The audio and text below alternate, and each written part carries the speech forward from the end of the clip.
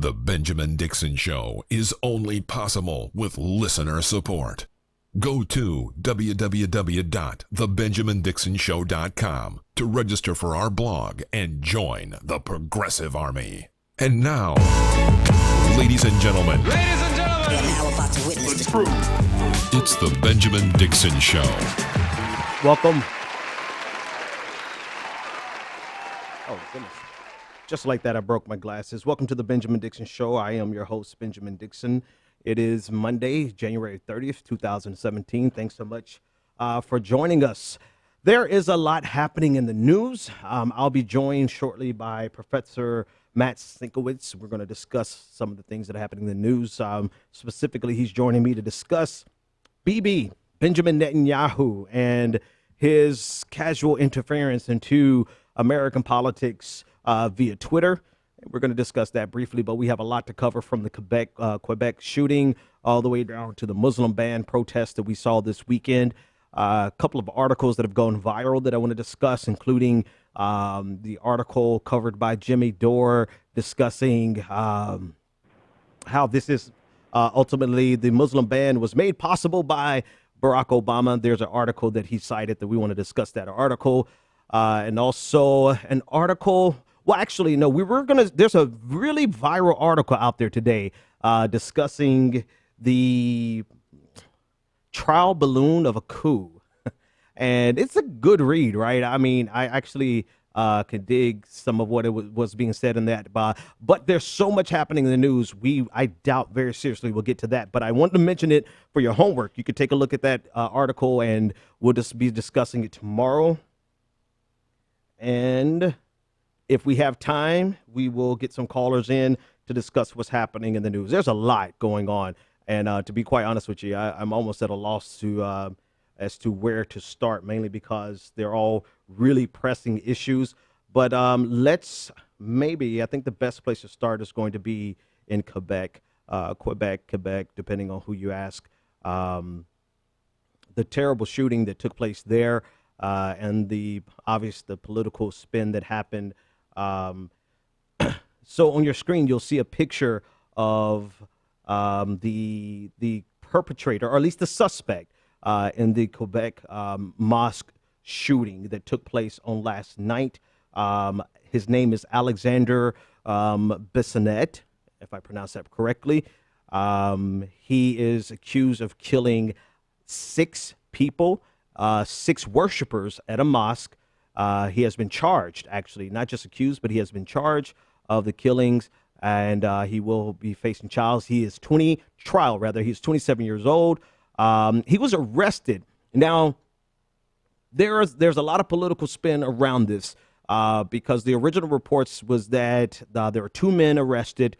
One was subsequently released, but there was a lot of emphasis placed on the other quote-unquote suspect with zero regard really to the actual perpetrator or the alleged perpetrator. You know how we do in the media. We don't want to say anyone's actually guilty until they've been found guilty. But Alexander Bissonnette was arrested alongside a Moroccan-Canadian named Mohammed Al-Qadar on Sunday night. Qadar was released. However, when conservative media, Fox News, and the alt-right media, or the neo-Nazi media, InfoWars, Prison Planet, and the new atheist, Dave Rubin, and when all their ilk got a hold of the name Mohammed Qadir,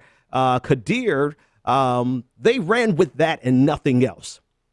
And they spun a narrative of this is Islam attacking Islam. This is jihadis attacking Muslims.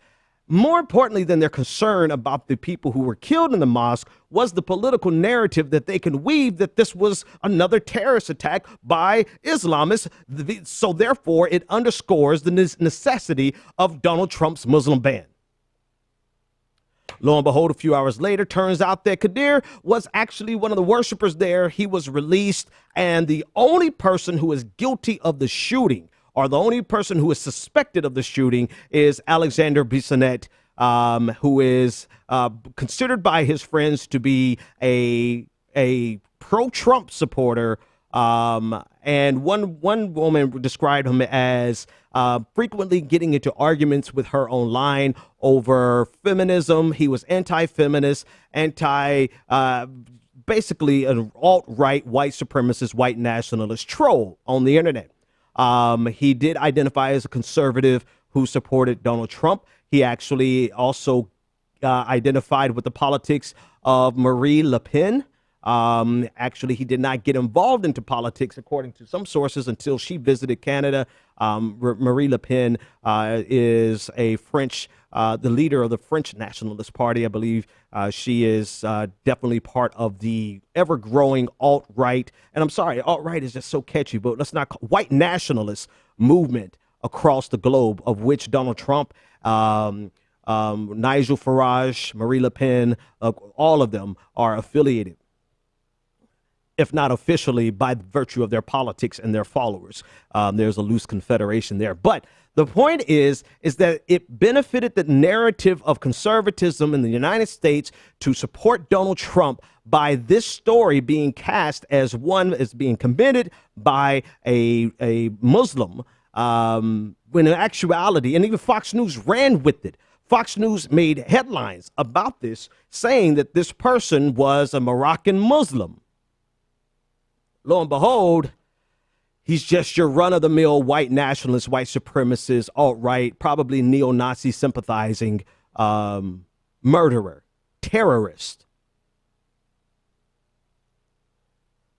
And so tonight, as more information comes out, there's the ever-pressing political issue of who controls the narrative. And it's a sad affair. I actually didn't say anything about it until I found out conclusive information on it.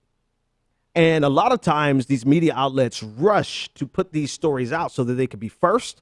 The other half rush to put the story out so that they can control the narrative. And I find it so hilarious that people like Dave Rubin and Paul Joseph Watson, whatever his name, Prison Planet from InfoWars, the editor at large for InfoWars. I just get a kick out of them even having an editor there. But anyway, it's so ironic because now they're covered, because they were the first ones to come out with this, saying that, oh, this was a Moroccan Muslim. And they painted these narratives that benefited their overarching theme. Now, on the flip side, when they realize, oops, I was dead wrong, now they're playing the sympathy card or the victim card of, oh, well, when it's an Islamist, everyone rushes to, or no one wants to admit it's a Islamist.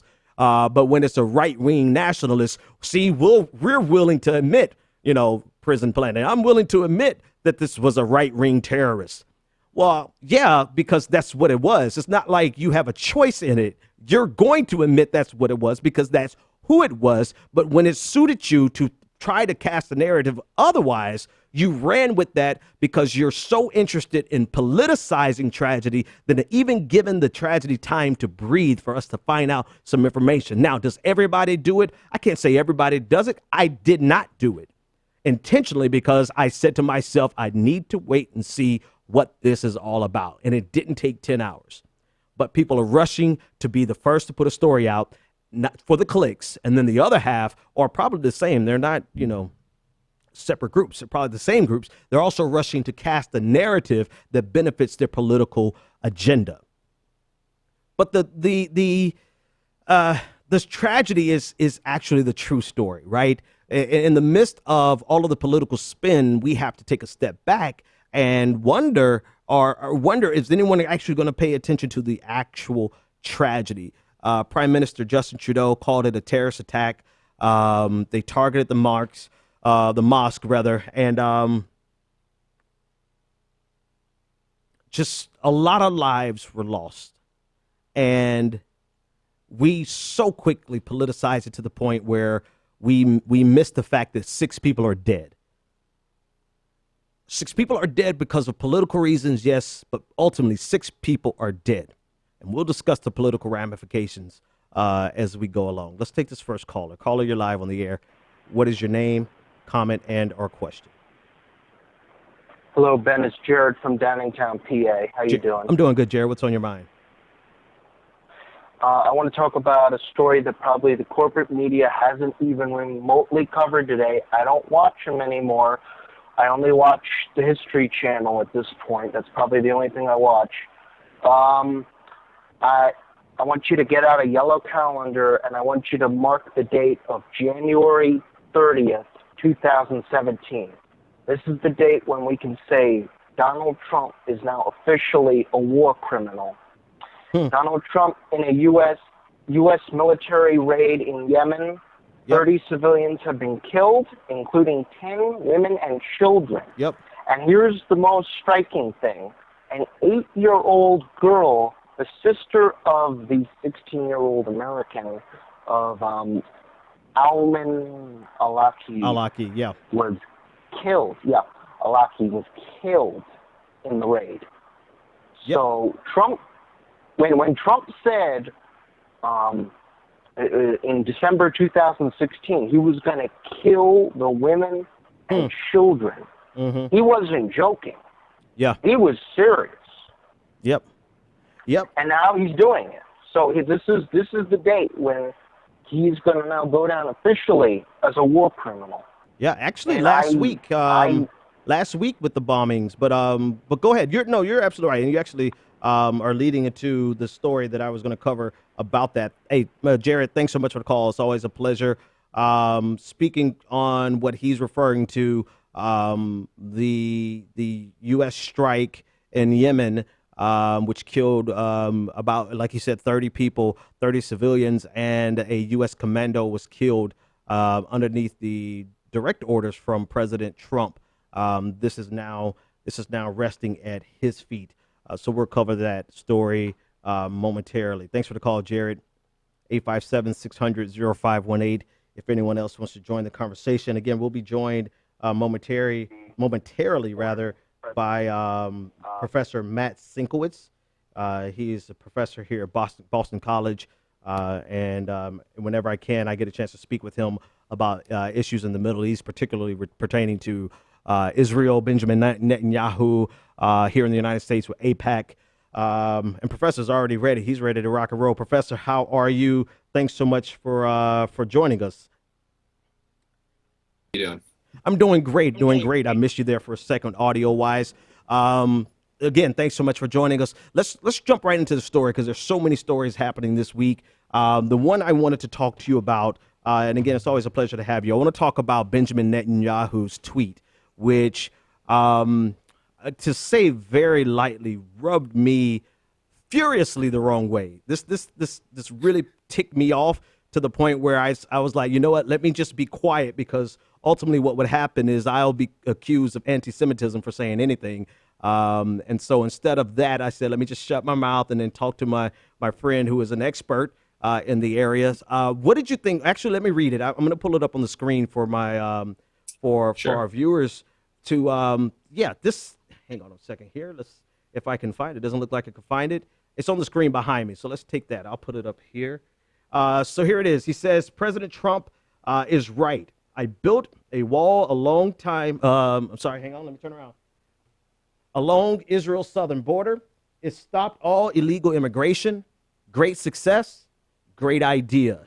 Matt, what were your thoughts about that? Well, I mean, the first immediate thought is that one thing has nothing to do with the other in terms of circumstances, and that there's this sort of attempt that we're seeing very overtly. We saw today in Sean Spicer's press conference to tie the situation in America, how it relates to immigration with Israel in sort of this very odd fashion. I think there's some basic questions on the effectiveness, even if you just grant the intentions of the Israeli border walls. There's good question as to whether or not they are as effective as Netanyahu implies there. The number one thing here we see is this attempt to sort of level the issue and suggest that sort of all all border situations are the same, that there's an easy equivocation, easy way to compare America's situation with Israel's, which is not the case. There are Hmm. some overlaps, of course, like there always are going to be, but these are radically different situations, and it's just pure politics and posturing to try to pretend that one really suggests that the other should or shouldn't happen. That, and of course, there's a lot of politics to anytime Israel is talking about creating separations, Right. barriers that just have they're not in there, right? And of course, Netanyahu's not going to put that out there, Right. but it points to all sorts of concerns. Which I mean, it brings up a lot of concerns because it seems like a very childish and petty move, in my opinion. Right? Like Yeah, the parallels almost don't exist unless you just, if you say, oh, there's a wall, here's a wall, samesies, right? That's the only kind of logic that I could actually see there, except for the fact that he wants to undergird Trump. He likes yeah, Trump's position on his internal politics, so he's going to come out in full throated support of Trump whenever he can and whenever it suits him. But he was very clearly silent on what I consider to be borderline Holocaust denial in yeah. the Holocaust remembrance message from the White House, which for the first time, I think ever, did not refer to Jews or anti-Semitism at all. And then their justification was, well, there were other victims of the Holocaust. What were your thoughts Right. on that and on Benjamin Netanyahu's clear silence about that? Yeah, well, I think one, you're right to tie these things together, and that the not only the statement made by Trump, but also the response today in the press conference by Spicer points to a very particular idea about how this administration wants to understand Jewish people. So, Hmm. just first and foremost, it's ridiculous to make this statement and not include a mention of anti-Semitism. To be clear, it would also be a problem to suggest that the only victims of the Right. Holocaust were Jews. There's no need to you can do both, right? You can easily mention the Yeah. fact that the Holocaust, amongst other things, was an overt effort to annihilate the Jewish people throughout Europe and Hmm. perhaps even beyond. It's not hard to prove that, to understand that. You can also, say list these sort of they said everyone suffered, which is not true. Of course, not everyone suffered from the Right. Holocaust. Lots of groups did. You could list them, right? It's Right. not it's not a tweet. It's not like they're running out of characters and they have to decide what to include and what not to, Right. right? You could ask a historian what are the groups that we should mention, and then put at the end a sort of catch all. So the idea that it's somehow more respectful to not cite the fact that the Holocaust was in large part, right, and its sort of central tenets, the idea of annihilating the Jewish people, is ridiculous. And it makes you ask why, right? You have to start Right. thinking, what is this? Is this Steve Bannon? Is there a white nationalism? Is there, if not that, just a particular sort of we're going to get away from identity politics at all costs, even if it Right. sort of leads to the soft edge of Holocaust denial. And then I think we got a bit of an answer today with Sean Spicer. So he gets asked the question. He got asked the question by the ZOA, the Zionist Organization of America, which is a super right-wing organization, and one that was probably inclined to be very friendly to Trump. Hmm. And they ask and say, "What are you doing here? What point are you making?" And he makes this incredible. I think it's sort of the most offensive part of it all was the transition that Spicer made. He said, "Oh, forget that. The president went out of his way to make any statement, and he was trying to be respectful. And besides, what are you Jews complaining about? Look how good What? he's going to Israel." No, no, no, no, no. You're Uh, you're you're you're you're paraphrasing. I mean, clearly you're I'm paraphrasing, paraphrasing. but I'm well, I absolutely mean, but paraphrasing. wait, Be he clear. said that because I missed that Well, altogether. he didn't say those words, but he said that, right? What he said was, "I don't believe you're suggesting that there's some mistreatment of Jewish relations with this Wow, administration, because look how good we're going to be to Israel." wow, And it really shows the kind of Jew that this administration is willing to stand for, wow. right? It's a Jew who is fixated on one issue only, right? An ethno-nationalist view of Israel.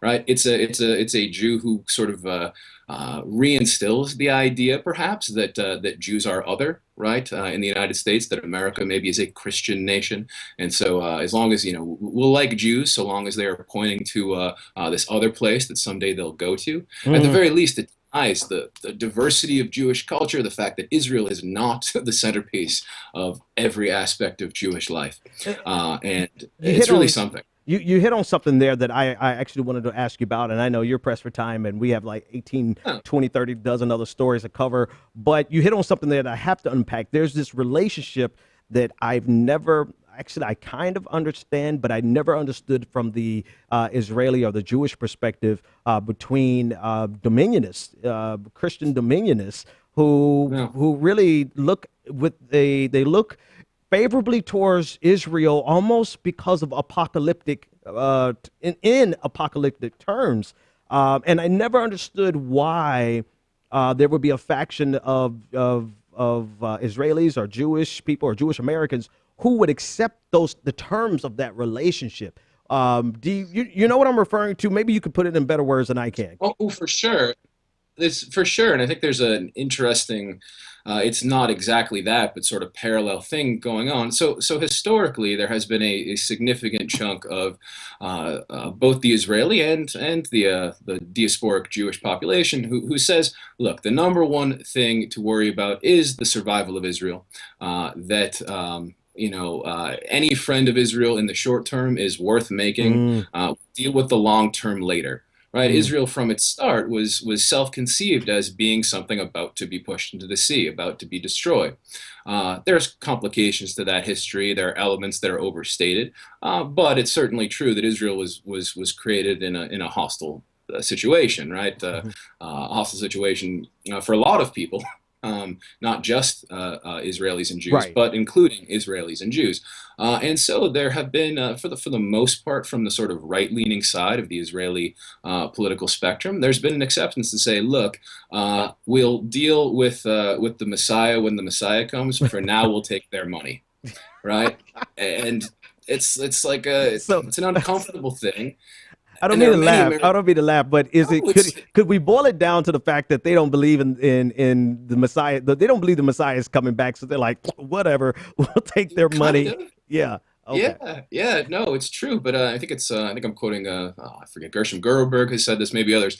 Right? They have a story, right? It's a 5-act play, and the Jews disappear after the 4th act. Right? This is that. And for many people, that's really discomforting, especially because if that's the basis of your friendship, well, as soon as you start doing, it's really flimsy, right? It could totally break down at any moment. I do see a parallel here. It's not religious, but there is in some ways in which you look at the way that they approach the Trump administration approached the Holocaust statement. You look at Steve Bannon's involvement, and you see a certain sense in which white nationalism and Zionism of a very sort of specific regressive stripe go together.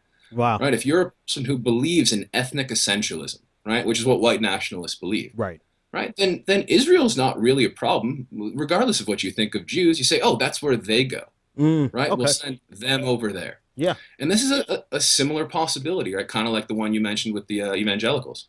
Yeah. No, that actually is a perfect breakdown. I mean, that makes a lot of sense to me. Matt, it's always a pleasure having you on. When can we get you back? Oh, you tell me. Love to come back on, man. All right, tell everyone how to get up with you real quick. Find me at Media Studied, send me a tweet. Happy to interact with Ben's listeners. Love coming on the show. Awesome. Thanks so much for joining us. 857-600-0518, ladies and gentlemen. If you want to join the conversation, Professor Sienkiewicz, it's always a pleasure having him on. Not just to say that. See, there's a game, right? There's a game afoot. I'm just going to be full transparent now.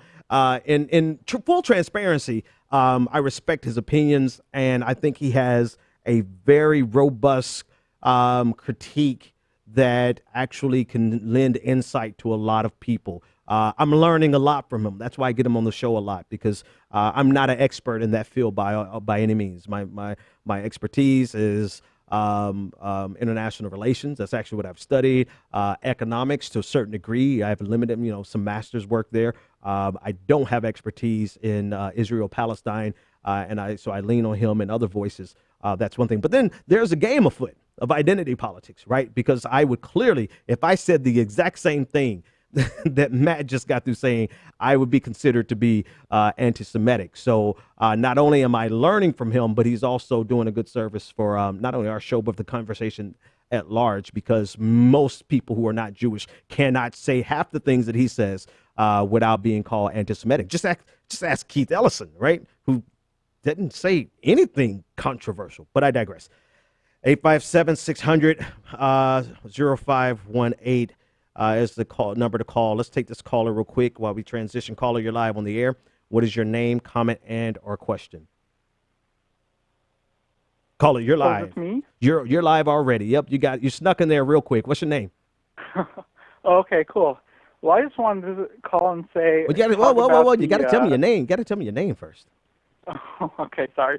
I'm Rory. I'm from Washington. Rory, all right, man. The floor is yours. What's on your mind? Yeah, man. I've been thinking about the whole refugee thing, the Muslim ban, and the whole banning refugees and stuff. I mean, I think that really helps ISIS. I think. Oh yeah. In the long run, Oh, because, for sure. Because we're taking those refugees. And we're saying, yeah, we don't care about you either. ISIS, go ahead, have at it. Mm-hmm. I mean, these are victims. Like a lot of people in America, I think, don't realize that the majority of victims of ISIS have been other Muslims. Yeah. Yep. Yeah, and no, absolutely. And another thing is what am I trying to say here? Well, let me hold you there, because you said something that I actually want to piggyback on. Thanks so much for the call, man. It really does, and we haven't even gotten to the Muslim ban yet, right? We're going to talk about the Muslim ban now, right? Since you brought it up, we're going to talk about it. But to echo what the caller said, this is a give me. This is a give me to ISIS. Just by virtue, not even the raw stories of pain that this is causing, but just the propagandistic nature, properties of it, the fruit of this. It's such easy radicalizing propaganda. This is a give me.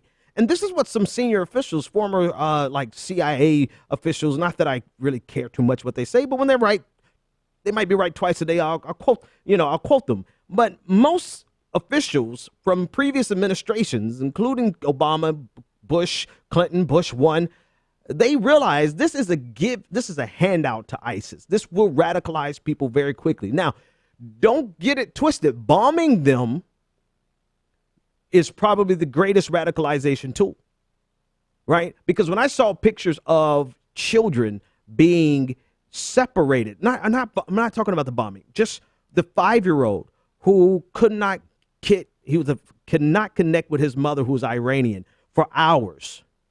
And I just sat back for a second in my American privileged self, and I thought about how I would respond to someone detaining my 5-year-old, who is now 6, my 6-year-old son, or my 4-year-old daughter.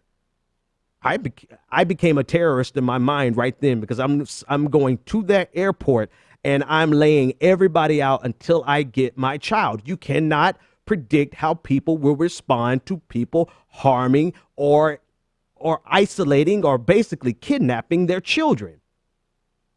So just from that perspective alone, the real stories, and then the picture of, and I don't have it, I'll try to find it, the picture of the family who was arrested or detained, and you saw their reflection in a mirror. There was a father, there was a mother, and then there was a 5-year-old girl who was handcuffed. Now, originally, I wasn't going to share the picture because I couldn't source it, but Sean Spicer, the press secretary, was asked about it today at the press conference, and he not only made it seem like he was aware of it, but he was completely indifferent to the reality that they detained a 5-year-old girl, essentially saying that age is nothing but a number.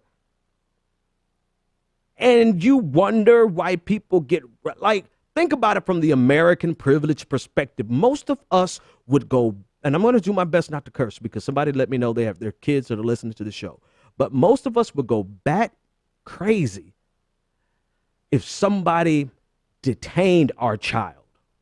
Now, put yourselves in the shoes if you can. I can't, but let's try. Put ourselves in the shoes of Middle Eastern and North African nations who are incessantly bombed and droned by America. Droned predominantly by the Obama administration because the technology came to maturity during his term. Seems like Donald Trump prefers boots on the ground, hand to hand, right? Before drones, Bush sent over our entire military with shock and awe. We have been bombing.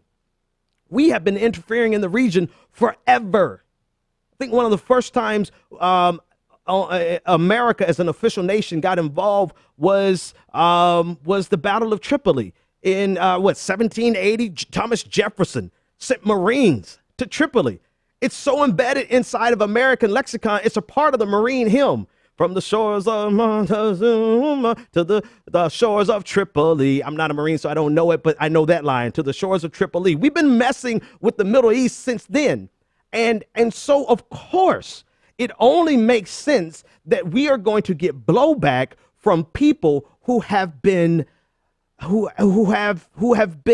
obliterated, torn to shreds, seen their cousins killed, seen their mothers killed, seen their fathers killed, seen their children blown to pieces by U.S. military forces. And we act amazed when people get radicalized and want to destroy the United States of America. Now, I draw the line at, well, you're not going to destroy the United States of America because I live here, right? I'm not one of those who say, oh, just tear America down because no, there's context and then there's rationale, right? There's context, and context says we have earned so much blowback. As Jeremiah Wright said, our chickens have come home to roost, and it seems like we have not learned our lesson, and chickens will continuously come home to roost so long as we keep blowing people's families apart and their children apart. And so with this Muslim ban, it's nothing more than a giveaway to these nations, to these radical groups who capitalize. They're not even true. They're not even true to their own faith. They see an opportunity to radicalize people, and Donald Trump and every other administration has given them plenty of fodder, propagandistic fodder, to radicalize more and more people. I didn't mean to talk that long about it, caller, but thanks for bringing it up. 857-600-0518. Speaking of the ban, let's jump on the ban. Woo! I think we might have to go to overtime tonight because we've got a lot of stories. So Donald Trump has caught quite a bit of flack over his executive order to ban Muslims. And every angle, this story actually unfolds on so many different levels. One, I want to start with the fact that conservatives have long attacked President Obama by ruling via edict and attacking him for all of the executive orders that he signed, and yet they have celebrated very loudly the onslaught of executive orders from President Trump. I have to put that at the top because it shows you the emptiness of their sincerity.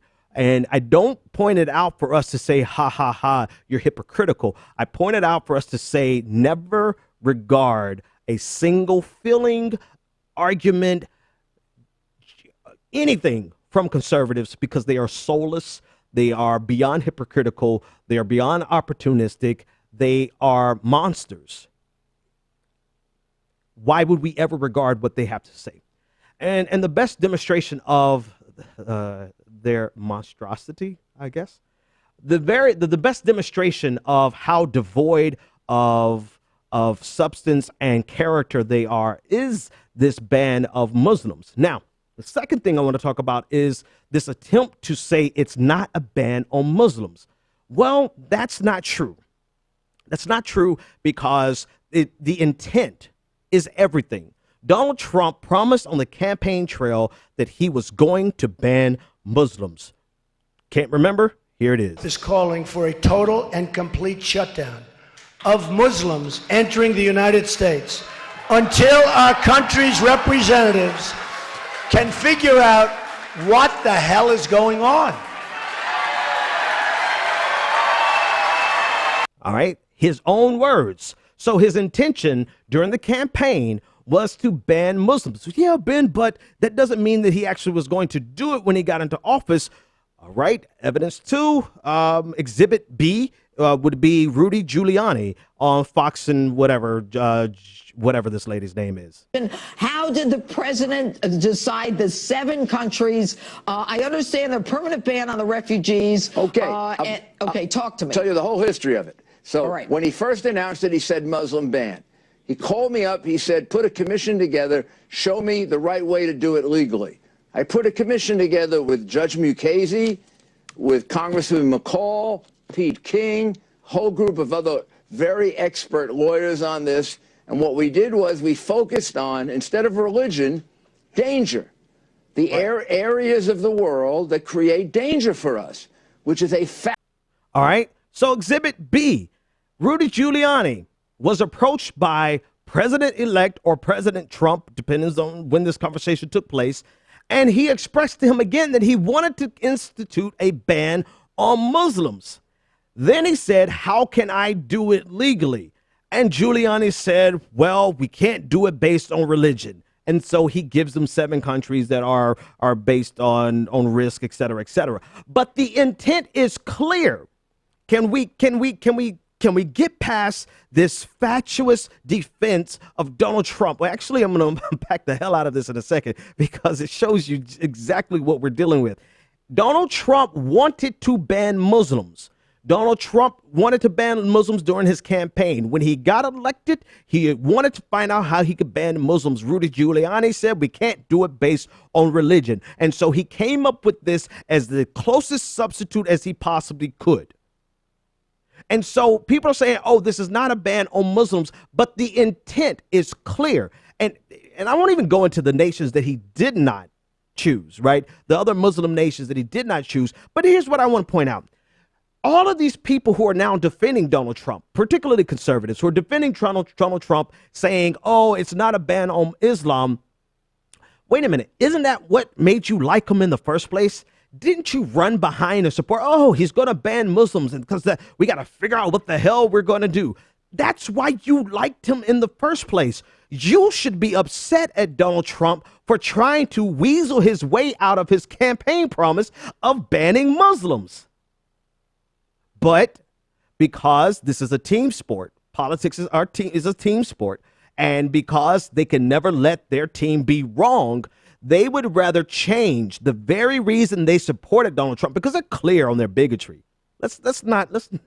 They are clear on their bigotry. They would gladly ban. Their entire intent and desire was to ban Muslims. They celebrated that. And so they are now willing to weasel away from that just to protect to protect Donald Trump. Which shows you they are so devoid of any substance and any moral center, that they can't even hold true to their own bigotry. Like, what drives you, if not the bigotry that you used to elect Donald Trump when he promised to ban Muslims? The only thing that drives these people is the ability to be able to get on social media and say, ha, we won. No, you expose yourself to be not only bigots, but weasels who are willing to weasel their way out of this based on the technicality that they could not institute the actual Muslim ban because it would be fully unconstitutional, even though they really wanted to do a Muslim ban. They're just too cowardly to run up headlong against the Constitution. They don't want to be wrong. But it looks like they're running up against the Constitution anyway, because there's plenty in this that's completely unconstitutional. We were at Boston Logan Airport Saturday night when the decision came down. The stay came down from a federal judge, several federal judges, but the widest reaching one was here in Boston. The federal judge who put a stay on the executive order, and some of the commentary coming from the ACLU lawyers was that it was based on the likely unconstitutionality of the executive order. So even in their attempt to weasel away from their original bigoted intent, they still ran headlong into the Constitution. You might as well have gone ahead and just said, this is a Muslim ban. But you don't have enough heart to even back up your own bigotry. That's number two. There's a lot to do. There's a lot going on in this story. Number three, this cowardly tactic, I probably did. But I wonder if the conservatives realize how spineless they look cowering behind President Obama as the justification for this executive order. In two different ways, they're trying to do this. Number one, they're trying to point to a 2011 ban on Iraqi refugees instituted by President Obama.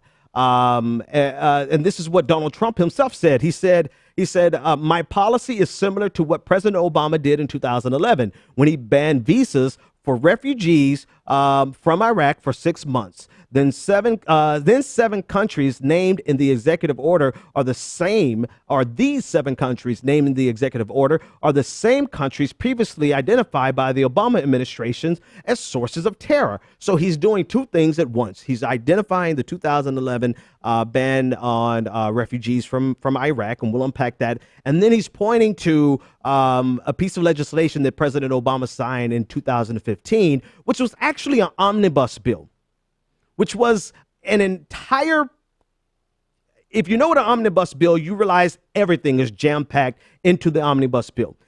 The omnibus bill was sponsored by Republicans. And considering, now I'm not going to try to justify President Obama because there's plenty that he has done wrong in his administration, but the omnibus bill was sponsored by Republicans.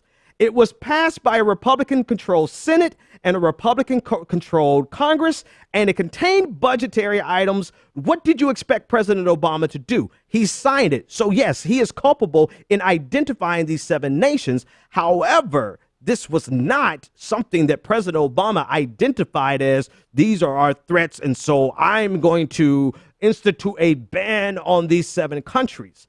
We actually have to unpack what was written inside of the actual legislation. But that's besides the point. Big bad Donald Trump was so shaken up by the protests that he's now seeking cover under President Obama. And conservatives who are just as spineless and cowardly as their Fuhrer, they too are seeking cover underneath President Obama, which begs the question.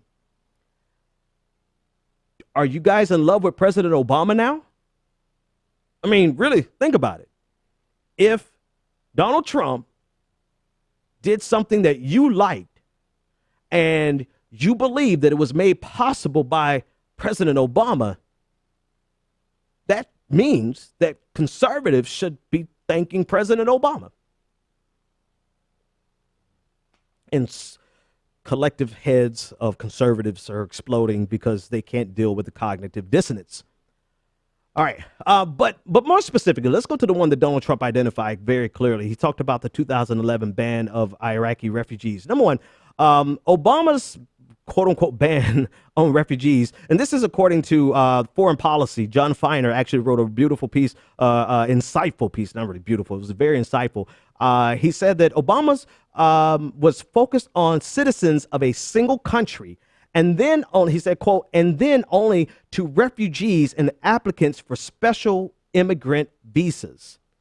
The Trump executive order applies to 7 countries with total populations of more than 130 million people and to virtually every category of immigrant other than diplomats, which includes tourists and business travelers.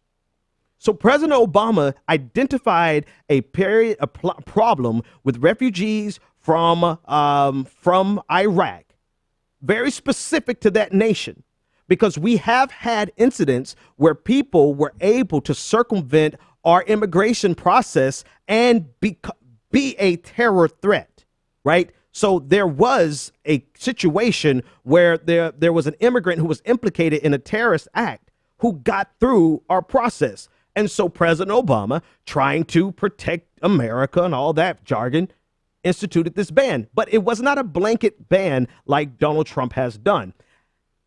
All right, let's keep going. The Obama administration did not ban visas for refugees, according to the same article by John Feiner. He did not ban visas for refugees from Iraq for 6 months. He said refugees don't travel on visas. Duh. And this effectively delayed processing, but it didn't stop it altogether. He wanted to create an orderly process that included input from involved agencies. The entire purpose, this is the linchpin of the entire article in Foreign Policy. He said the entire purpose of the Obama administration's 2011 review was to enhance the already stringent vetting to which refugees and special visas applicants were subjected. So it's problematic on both sides because it's clearly not apples to apples, but who cares? But it's problematic also because it's Donald Trump hiding behind President Obama. He does not have enough backbone to stand behind his own policies without saying, oh, but President Obama did something just like this. It's a very cowardly tactic. And because he could not take responsibility for the backlash we saw across the nation. Not just in the liberal coastal cities. Yes, New York, Washington, D.C., Boston turned out. 20,000 people turned out to Copley Square yesterday here in Boston. It was a beautiful sight. About 500 turned up to Boston Logan Airport on Saturday night. I was actually there. The Mayor Marty Walsh showed up. Elizabeth Warren showed up. But it showed the solidarity that people had against this Muslim ban, because the intent is everything. And if you ask the difference between the number one difference between what President Obama did in 2011 and what he signed in the Omnibus Act of 2015, December 2015, the intent is everything. Donald Trump's intent was perfectly clear. Donald J. Trump is calling for a total and complete shutdown of Muslims entering the United States until our country's representatives can figure out what the hell is going on. The intent was clear. He wanted to ban Muslims, but he's too cowardly to just stand behind that. One, because it was unconstitutional, but two, because he just could not handle the backlash that ensued from across America. Kudos, big shout out, big hand, round of applause to the ACLU, to CARE, to all of the agencies that got involved and helped coordinate, and to all the leftist organizations that had the networks for protests. Protests like that don't just spring up overnight. Protests like that are the result. I was reading Emmett Tinson, I can't think his last name, on Twitter, Emmett Rinson, and he directly connected the protests and the organization structures that have been put in place since Occupy Wall Street and Black Lives Matter, and the ability for us to protest at the drop of a dime. And that's what it's going to take from now on. Oh, last bit of evidence. I'm sorry. I was getting ready to close my case. Exhibit C. Michael Flynn Jr. Michael Flynn is one of President Trump's appointees. Michael Flynn Jr. was a part of the transition team. He was subsequently put off of the transition team because he tweeted in support of Pizzagate, which is highly debunked, but that's neither here nor there. This was his tweet. He said, Michael Flynn Jr. said, "Making America great again, hashtag Muslim ban." There you go. Intent is everything. And my thing is, if you're going to be bad and jump up and your intention is to do A, don't weasel your way out of it by, one, blaming someone else, and then two, trying to redefine it. Just have enough nerve to be the bigoted SOBs that you are. Caller, you're live on the air. What is your name, comment, and or question? Ben, it's David.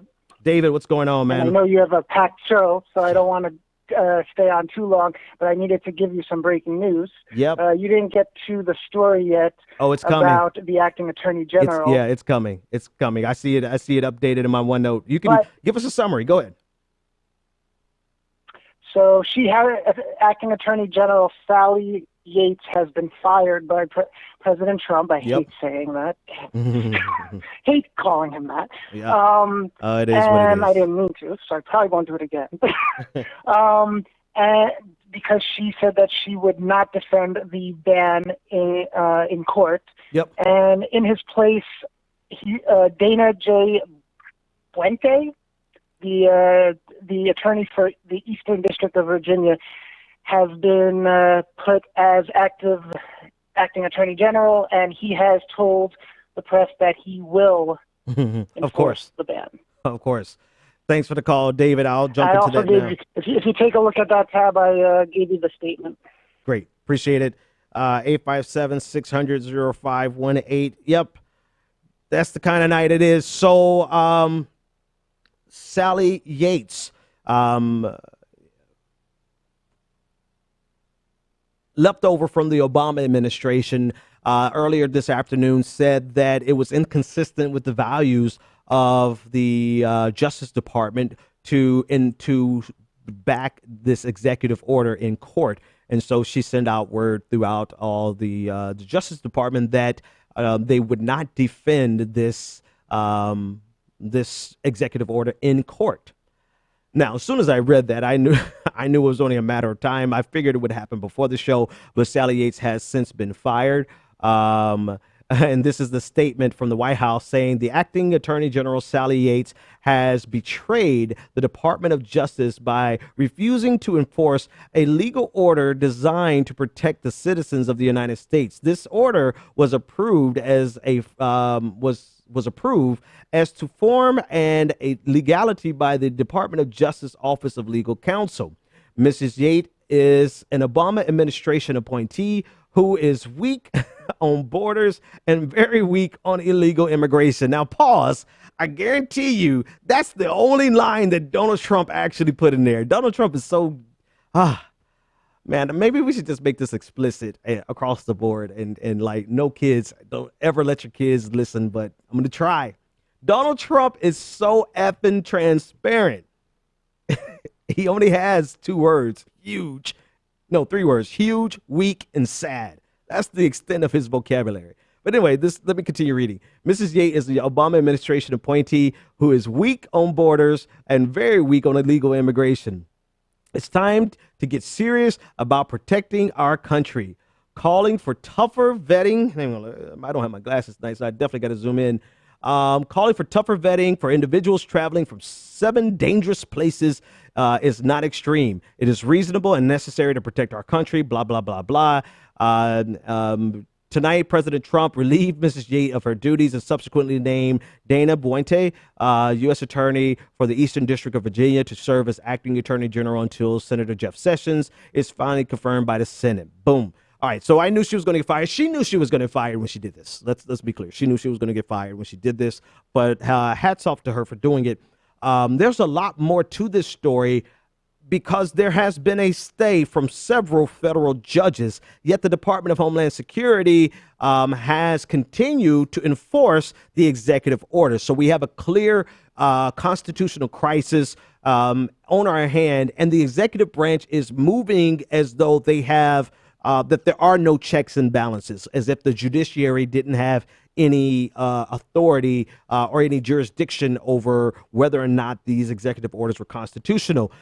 Because there was a stay, there are going to be, not only because, but because lawyers have been suing, there are going to be quite a few legal challenges throughout the court system, and it's on the Attorney General's office to actually defend the executive orders of the sitting president or not. And so Sally Yates, hats off to her. She said that she was not going to do so. And so, of course, Donald Trump was going to do exactly what he has done. He's put in his yes man to go in there and do it in the meantime until they can get Jeff Sessions. Now, here's the other thing. If one single Democrat votes for Jeff Sessions, we need to primary them. Period. Let's start a new clip on that. I have to say it again. If a single Democrat, really, at this point, we see the intent, the character, and the desire of Donald Trump to institute the most nefarious portions of his campaign promises, Constitution be damned. But we'll start with Jeff Sessions. If a single Democrat votes for Jeff Sessions, they need to be primaried in the most vicious of ways. Not just a friendly primary. We need to destroy them. Now, we need to destroy Republicans. We need to get them the hell out of office. They need to lose their majority. But what good would it be to put people in that are going to do the same exact thing as these rabidly conservative, insane Republicans are doing? It makes no sense whatsoever. So we need to and actually, here's your call to action. Call to action. You need to call your congressman and you need to call your senator or congresswoman or senator and let them know. Don't just call yours, call others and let them know. If they vote for Sessions, we're voting against them. Period. Now, I'm in the place where we need a blanket ban on anybody that Trump puts up. Blanket block everything that Donald Trump has put up because he's shown us his intentions. We can't play nice with these people. We can't.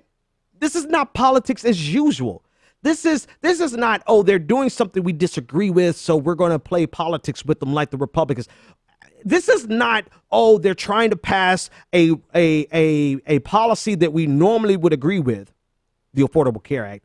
A policy that came from our think tanks, the Heritage Foundation, a policy that was tested on the state level by one of our governors, Mitt Romney. But because it's coming from Obama, we're going to oppose it like it's the worst thing in the world. See, that's politics as usual as of 2010.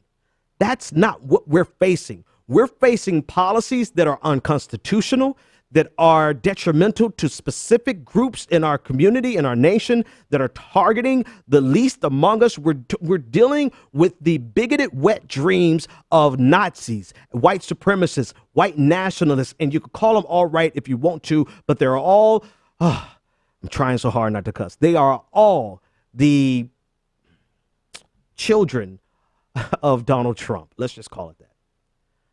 We are not dealing with rational times, and so we cannot play as if these are normal times where we can just be rational men and women and non-gender conforming people.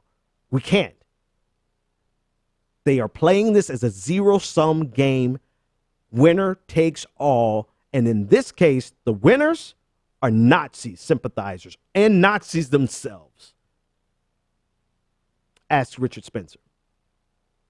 What they want to accomplish is nothing that we can give an inch to. So Democrats, why the hell would you support anything that Donald Trump does? Anything. They did not, and this is not a tit for tat, right? But they did not support a single thing President Obama did. They opposed everything he did, even things that were theirs. And you mean to tell me we can't find Democrats bold enough to oppose Donald Trump at every stop when he has clearly shown that he is not interested in having politics as usual? He wants to institute his version of a white supremacist America. So therefore, if a single Democrat, I know they have already, right? We probably need a primary, every single one of them that already did. But after this weekend, after this executive order, after what he has shown us, if you support a single thing Donald Trump does, we're coming after you. Caller, you're live on the air. What is your name, comment, and or question? It's me, Scotty. Scotty, my dude, what's on your mind, man? Long time. How's it going? Yeah, it's not that thing, you know. Yeah, I just wanted to say this whole thing with this whole that's happened. It's really amazing to me, you know, with the Women's March and their protests. I just want to say it's a great thing that people are active and, you know, are finally, quote unquote, woke. But I would have liked to have seen that same type of response when, I don't know, and I know I'm going to go back to Obama, when Barack Obama with the whole Syria and came down to Syria, like that policy led to refugees. I mean, come on now. It led to refugees. Mm-hmm. Or what the hell were these same people, especially at the SAG Awards, when he was deporting more Hispanics than Bush did? Mm-hmm. Where were they? Then what else? And that guy who was talking about Araki's sister. Mm-hmm. Yep. And that's horrible. And that just proves that the war machine ain't going anywhere. You just nailed it. You just nailed it. Yeah, it's not going anywhere. But what the hell were these people when Obama killed Anoa Live and his son, 16-year-old son? Yep. Where the hell were they? And so it's like, I'm seeing you at the Women's March and these airports, and you weren't out there when Obama was doing it. Some of the variations of things were doing things that led to these policies. Now I'm calling you out as a fraud. And it's sad because, I don't want to do that. I mean, people have their political weight and things, and I can respect that. I can respect that because, it took me a while to, but It's just the level of hypocrisy. It's a mind blowing. And particularly me being a black man, like, I'm seeing black folks getting upset about the whole immigration thing. Half of motherfuckers don't even like some of the Asian community. I mean, sometimes I hear about your phone. Your phone. I think I heard you, but your phone is going really in and out, in and out. But if I heard you correctly, you're talking about black people who are protesting the immigration. And if I can extrapolate from where you're headed, where I think you're headed, talking about where everyone who was protesting when Haitian refugees are sent back on a regular basis. Great question. I'm glad you asked. Let's go from top to bottom. You actually nailed it already. The U.S. war machine rages on, regardless of the administration. There was a strike, a drone strike, the very next day, like Saturday after the inauguration. The U.S. war machine exists above and beyond any presidential administration. And this is what I identified during the primaries. I'm like, everybody is counting on Bernie Sanders to be able to go in and change this. But I doubt it. I mean, that drone strike that happened the very next day, he wasn't going to stop that. It was already in motion. Whether or not he sent commandos into Yemen like Donald Trump, or whether or not he used a drone, right, like Obama would have, right, he was going to be presented by our military. Here is a threat. Here are your options. What are you going to do? And he has to authorize something.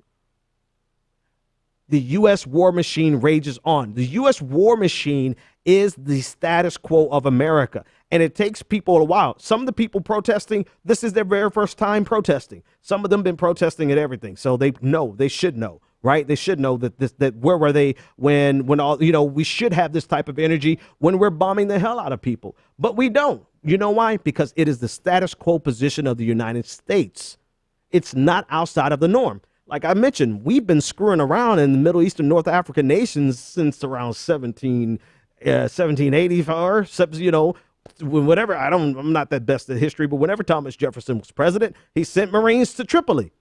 We've been screwing in the region forever. This is what America does. Does that make America right in doing it? Absolutely not. It makes us terribly wrong for doing it. But when we look at it, takes something out of the ordinary to wake people up. That's the moral of the story. You cannot, if you're driving at 60 miles an hour, people will always stay asleep. You slam on the brakes, people will wake up.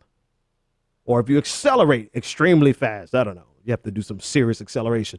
But my little girl is in here, Dan. But you cannot, the status quo is normal, and people are not easily awakened to the status quo, period. That's your answer. Is it a hypocrisy? Do you have some people who would not protest President Obama? Sure. Yeah. the entire Democratic establishment. No way in the world they would protest Barack Obama, no matter how wrong he was. Is that the case with everyone? No. Now, here's the flip side. Here's the other side of your question. Black people get involved. You know why it's very important for black people to get involved? And I hear this a lot, and I'm not addressing this to you, Scotty. I'm actually sorry that you're the one who's going to catch this, because I've been hearing this everywhere, right? The dumbest thing in the world that I've ever heard is, why are black people involved with this Muslim protest? As if there are no black Muslims. You're not saying that, Scotty. You're my dude. Please call back. But I've heard this from other content creators, people who make YouTube videos, people who have a massive following on Twitter, putting out this nonsense. You know, the very next group he's coming after with Jeff Sessions, black people, the LGBTQ community. If he's coming after Muslims today, he's coming after us tomorrow. He's already made this the law and order. We're going to support our police. Who do you think are going to be the victims? And so do I expect to have solidarity from them? My kids are in here. Yes, they better be there, because we're there for them. But even if they're not there for us, this is just the right thing to do. You brought up Haiti. It's like the fifth time, or maybe I brought it up on your behalf because I've heard so many other people say it, right? The Haiti immigration policies. Again, the status quo versus something that's out of the ordinary. Actually, no, even better yet, your deportation questions. I was listening to an interview. It was a brilliant interview. One of the rare times I get a brilliant interview on NPR. And they spoke to how rigorous and how almost draconian Obama has been with regard to deportation of illegal immigrants and deportation of criminals. Right? Illegal immigrants that are criminals, not just criminals, just, illegal immigrants. Right? We have had massive amounts of deportations. Right? The justification of it is they're here illegally. Where was everybody protesting? Your guess is as good as mine. But who was he deporting? He was deporting people who were here illegally. Families were being broken apart. People lived in terror of ICE. People lived like dread of their children being separated from their parents. But they actually said in this interview that Donald Trump can't do anything more stringent than President Obama did. So that's why he has to put on this show of putting up a wall and all this kind of stuff.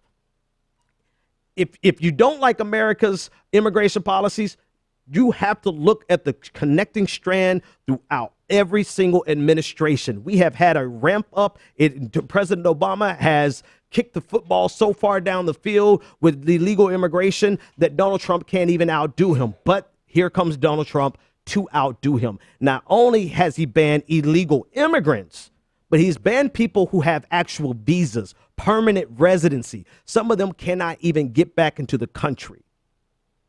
And again, I'll use the analogy of a car. You can't wake people up when they're going the average speed.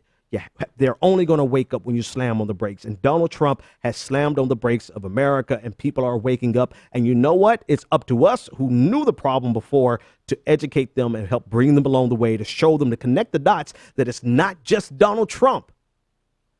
It's America. This is what America does. We make refugees and we invite them into America. Give us your tired, your weary, your huddled masses. It's because most of the time we created that situation. And now the only way we're waking up is because now not only do we make refugees, but we refuse refugees. We got to grab them where they are. I don't despise anyone except those who are trying to intentionally ignore the reality of who and what Obama did. Speaking of refugees, the African Union, this is the last thing I'm going to say about it. African Union nailed it, man. They said, it was quite hyperbolic, but it was beautiful. They said, Donald Trump, shame on America, shame on the United States for taking our people as slaves, but not taking them as refugees. The African Union, they win the whole conversation. All right, I'm pressed for time. I'm actually already over time. Let's see if there's anything else I have to cover. We talked briefly about the commando who was killed in the Yemeni raid. We'll talk about that more in detail tomorrow. I think we've covered enough. Let's take this last caller who's been so patient. I don't want to move too quickly. Caller, you're live on the air. What's your name, comment, and or question? This is Umar from Brooklyn. Umar from Brooklyn. What's on your mind, man? Yes, okay. So I like to offer that, once again, to stress that everything you're saying is right. But here's another one of those little solutions we can do. Remember how earlier you pointed out that as soon as that Quebec thing happened, they tried to politicize it. Now, I knew what was going to happen, yes, because it was obvious what it was all about. But you know what we didn't do as progressives?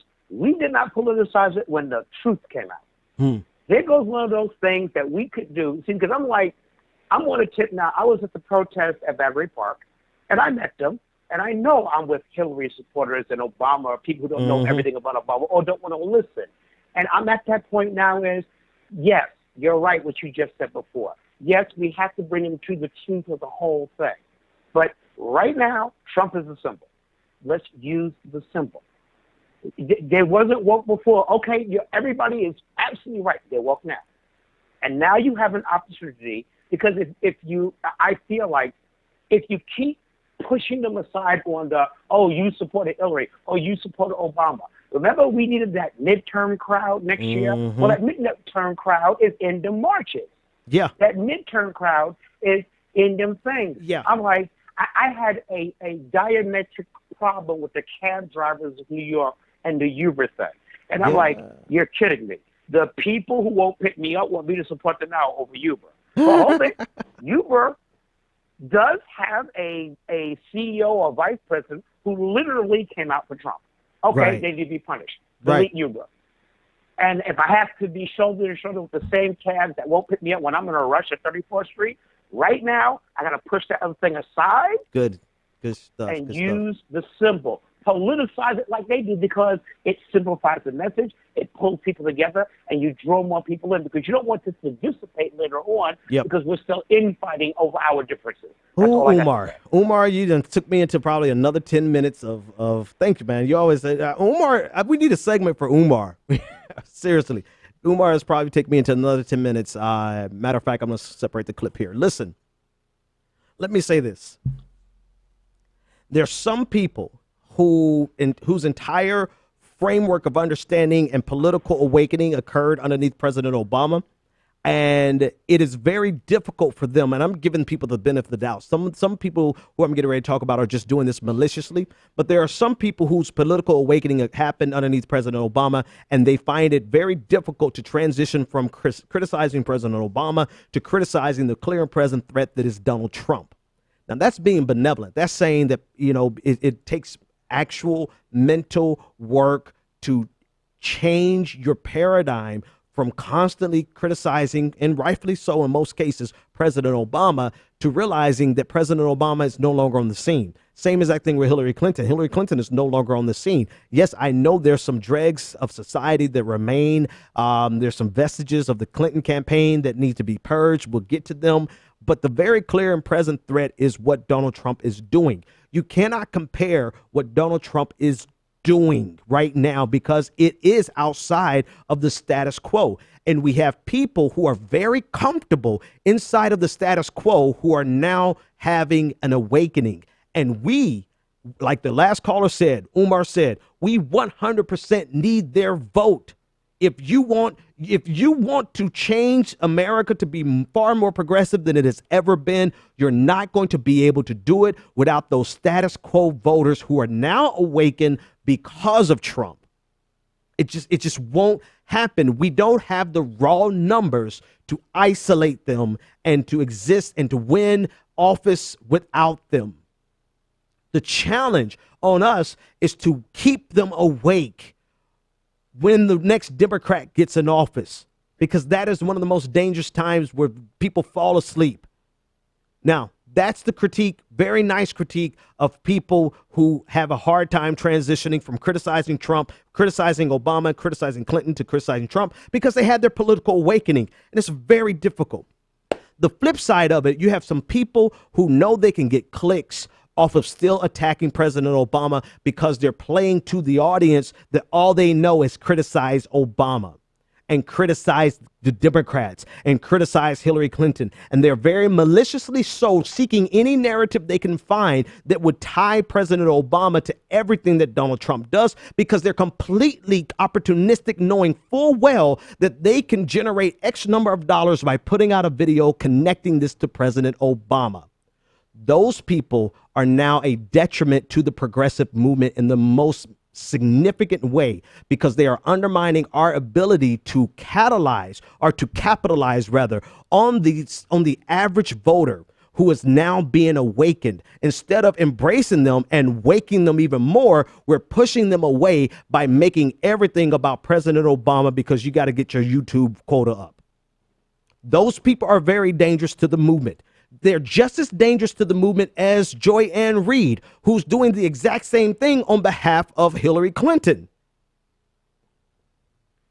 The last caller is 100% right. We have to move past that to capitalize on this for progressivism, for the right reason.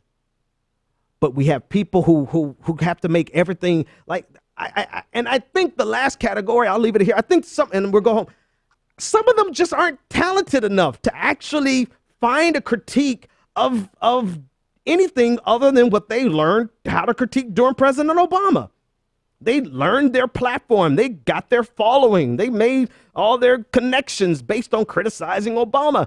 It reminds me, I'm going to talk about her, Jill Stein. It reminds me of Jill Stein not being able to understand the Syrian conflict except from the context of an American imperialistic narrative connecting it to an oil pipeline, when there's far more connected to Syria than just the pipeline.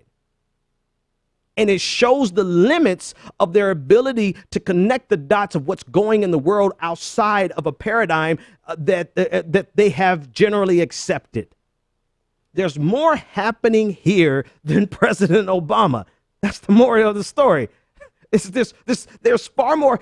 If anything, you should be able to identify that the U.S. war machine moves on from administration to administration. U.S. immigration policy moves on and just gets worse and worse because it's beneficial for everyone to scapegoat immigrants. That's all I'm going to say, because if I say any more, then I'm going to end up calling people's names, and I don't feel like having beef right now. We'll have beef another day. Last but not least, caller, I'm sorry. I know there's a caller online, but I have to. Today, total different. I'm getting ready to end the show. Today is my 7th anniversary. Okay, everybody say, hey, I made it 7 years. Didn't think we'd make it. Come here, babe. My wife is here with me. We both have so much going on that we end up having to come to the studio tonight. So I'm bringing her on so you guys can see her. Come on, girl. I got an audience waiting. So anyway, tell you our story. We met 7 years and 6 months. Where's the camera? Oh, there it is. Yeah, you can sit in my lap. Is that weird? Okay. This is Jada. And the reason I'm doing this, probably because she got tired of hearing me talk politics around the house. Part of it. But our story is pretty cool. We met August 2009. And I was like, man, I'm not going to meet anybody prettier than her who actually wants to marry me. Is that true? It's true. It's true. And so I asked her to marry me 2 weeks later. She said, yeah. And she said, yes, with one condition. You got to go ask my dad permission to marry. She's old school. Both of us are real old school. And so the very first time I met her dad was the time I had to ask him if I could marry his daughter. Very traditional, old school. You know, I'm progressive in everywhere else, but family, I'm pretty traditional. I asked him, my hands were shaking, my voice was shaking, and I asked her dad if I could marry her, and he said, hey, that's her decision. He said, I raised her, and her mother, we raised her to make her own decisions. If she trusts you, then I trust you. And so 6 months later, we were married, and that's it. We've been together 7 years. We've had some rough times. Pretty tough. Pretty tough times. But we made it. We're still here. We're fighting, you know. So what would you say about it? Marriage is not for the faint of heart. Be friends first and foremost. We are friends. Talk everything out. We do talk a lot. And separate if you're not ready to talk. And come back. And always come back. Yeah. So and shout out to all of my friends. I've had like 3 friends who like gave us like $1 million advice, marriage saving advice, because it hasn't been easy. It's been easy. So that's it. So this weekend we didn't. I mean, it's Monday. We're not going to do anything for our anniversary on Monday. We're going to do something this weekend. We're going to celebrate. All right, folks. That's all I got. See you later. The Benjamin Dixon Show is only possible with listener support. Go to www.thebenjamindixonshow.com to register for our blog, join the Progressive Army, and support The Benjamin Dixon Show. It's Ben Dixon! If you like this episode, be sure to share, like, and subscribe.